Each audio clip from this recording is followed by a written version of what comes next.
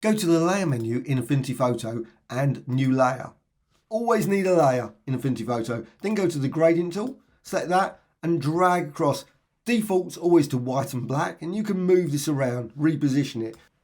What you can also do is you can add masks to it, but you can use masks from text. So just click on the document, and now I'm going to set it with Arial, regular, etc. I'm using artistic text. You could use frame text as well, and just type something. And I'm just going to type just random letters. Seems to be mainly all D's and F's and whatever. Sometimes when you type like that, it does seem to end up the same characters. I suppose depends where you put your fingers. Right, so you've got your design there. Now you might want to change that. You might want to modify it. Just drag that across a bit so it slightly fills the whole thing. But you can also go to the colour, so you can actually go with the artistic text tool, make certain you select it, select different characters, and then change the colours. And you want just different greys, so go to the colours panel. You can find that in the view menu, studio and colours. And that's just a great way. You can just go to grayscale. You've got colours, you've got grayscale. Now you could also use the swatches panel. That's another option as well. So you can see you've got that design. And you can apply effects and other things at this point, but also later as well, if you want. So I'm just going to go now to layer and rasterize to mask. That's the key thing. You want to turn it into a mask. It won't be a mask otherwise. So rasterize to mask is the command you need to do. And straight away you can see it turns in, and you can see it's a mask. You've got bracket mask. It tells you it's a mask. It's active and it's masking that gradient. You can, if I remove it, you can see the gradient there. It's just there. It's exact same. And it's obviously modified depending on obviously the various colours that we used. So now I'm just going to modify that mask. But I'm also going to drag it into the pixel because I want that to be in there. So I'm just going to drag that down. Now sometimes it will put it below. Sometimes it will put, but just hover it just above and you'll get this little blue line. And then you can say, right, it's going to, and release. And it will put it inside there. I say sometimes it will just go below, will never go on for some weird reason. And then you can select that. Now you can also resize it. You can, of course, make it slightly bigger, the whole thing. I sometimes like to stretch it outside beyond the bounds of the actual screen.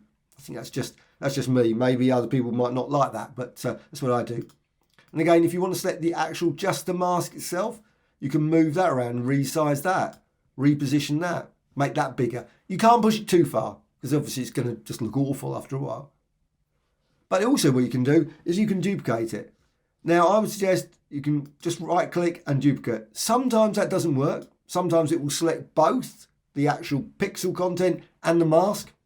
Not certain why, but it's very easily done. But select the thumbnail there and duplicate, and then you should have that. And I'm going to just use 3, but you could use 10, 15 of these masks, multiple ones.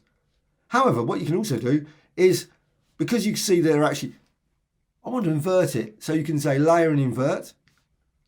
And I'm going to go to this one, layer and invert. Now you could of course done that beforehand. Layer and invert, and you can see the result. I think that's a better result. You can see, at least you can see it as well, but you can do either way, doesn't matter. So you got that now, and I'm with that one selected, I'm going to filters, blur, and you go box blur, and you can see the result. You get this sort of glow with box blur. Click apply, and I'm going for about 40 there. Also go and select another one. Let's go for filters and blur, maybe Gaussian blur this time, and you can blur that and you can see it creates a nice misty sort of effect now. And again there, and then select that one, and maybe this time instead of that one you can always go for filters and distort and deform. Bring up the panel. Always puts the panel in the corner. Don't know why. It's one of those features that absolutely baffles by this stage. You'd think that people would say, please put it in the center of the thing, and at least then you can see it.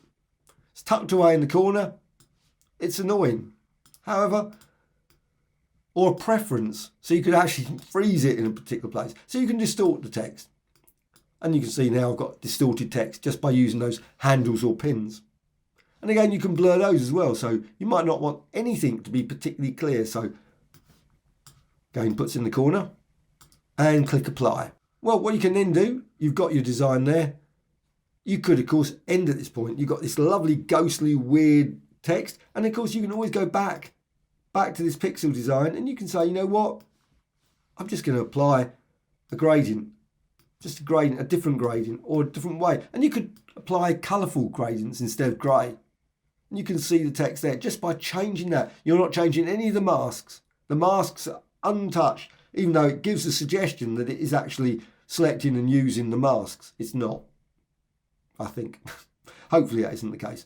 However, so with that, you've got that. What you can then do, of course, they're just layers. You can do all of that.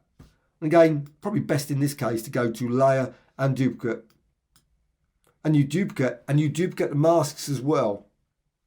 The reason I did that is sometimes when I do select it and do the right click, it just selects one of them and doesn't make sense. So you can then see you've got now another layer. Go to the move tool and you can move that tool around. You can see now you get this weird sort of combination there as you drag that around. You can move it around because you can see the bounds. You can't go around that. It doesn't stretch it off to eternity. It'd be nice if it did, but it doesn't. But you can resize that and again move it around, rotate it, go up here and just rotate the text and create all kinds of different stretch designs. And I'm just stretching that so you can just see that.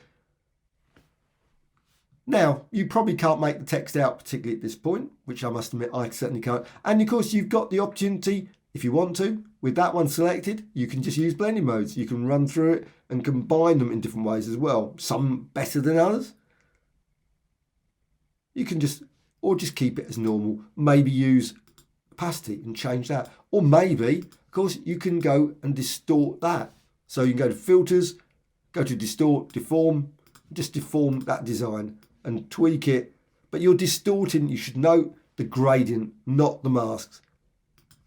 If you want to, what you can do, you can rasterize the whole thing. So that layer is selected. So you can select that layer. Everything there is selected. You can always go to layer and rasterize. So it's just become a pixel layer, one solid pixel layer. Now there's no masks anymore. But it does mean you've got this lovely weird distorted text. And again, you can do exactly the same with the one at the bottom. Layer and rasterize. Now unfortunately you can't select both and do the rasterize at the same time. Doesn't work. You could use merge visible in that case.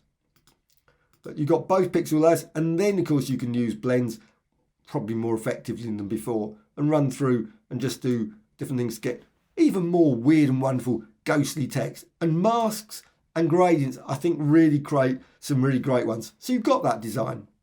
What of course you can do to make it even weirder, and I do love that, and that is layer, new adjustment layer, and my favourite one at the moment, gradient map. And I love gradient maps. And you can see the result of gradient map.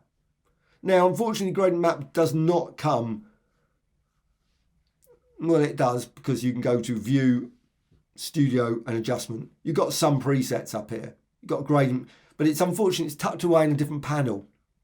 So you can expand it out and you can select it from there, which is fine, but you can't select it from here. It would be lovely if you could sort of a load of presets inside here as well, but that feature isn't there. But then once you got that, you can then go here and you can add stops. So you can select additional colours to get even more garish greens and click on the line there. Maybe go for a different grey, blues and whatever. And you can see the result and you can tweak these. You just move them around. So you can see I changed the blue, push that across. You've got the white there. You can't move the white. The ends, weirdly, because in Photoshop you can move the end stops. For some weird reason they're frozen here. You can only keep them at 0 and 100, that's it. You can always, of course, can't even actually, it's weird, it's just odd. I don't know why they've done it that way, but that's the way they've done it. And you've got blending mode, so you can run through and you think, you know what, I think I like, go through and just try overlay or whatever, or difference, hard mix. It's always great to just see if you get even more interesting colour designs using blend modes. And then you can, of course, stop, and that's it. So you've got your design there. If you decide, you know what, I don't like that one, you can always deselect it, and you've got your back to your original design there. Hope you found this of interest. Thank you much.